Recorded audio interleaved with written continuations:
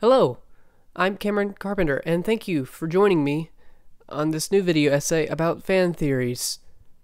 And now, the words begin and continue on. While the internet is not responsible for the creation of fan theories, its widely accessible means of distribution in regards to opinion and study perpetuated these ideas into a viral phenomenon.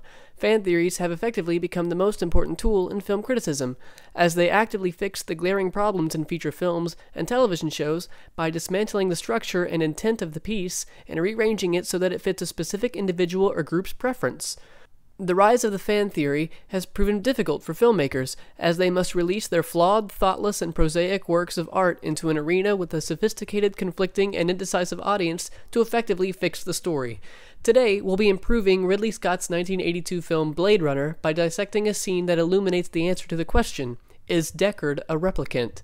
In the movie, replicants are humanoid cyborgs that have gone rogue. Because of their realistic design, they cannot be outwardly identified as a replicant. Deckard, a Blade Runner tasked with the return and capture of replicants in a futuristic Los Angeles, functions as the movie's protagonist.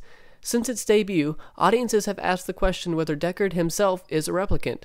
Today, the scene we deconstruct will provide an official answer for Fox Studios. In the middle of the movie, Deckard interrogates a replicant without ever letting on that he is one himself.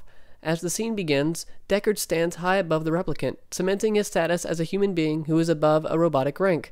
But as the conversation continues, Deckard sits down. Here, a power shift takes place and forces Deckard onto an equal level with his cyborg counterpart. While the two converse, each give the other space in the conversation. The scene illuminates a shared power. It is not a dynamic, but a convergence of one character.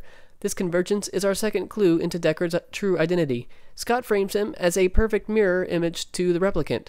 Could it be that the person Deckard is referring to in his endless stream of questions is himself? Later, when the replicant expresses anger, Deckard remains in his original composure. This is odd, considering the reaction of the human beings around him, who prepare to engage with the replicant as a viable threat. This suppression of emotion is another indicator of Deckard's true replicant identity. The means in which Scott handles the direction of the scene is nothing short of masterful. Many audiences walked away from Blade Runner without ever even positing the possibility that Deckard himself was a replicant.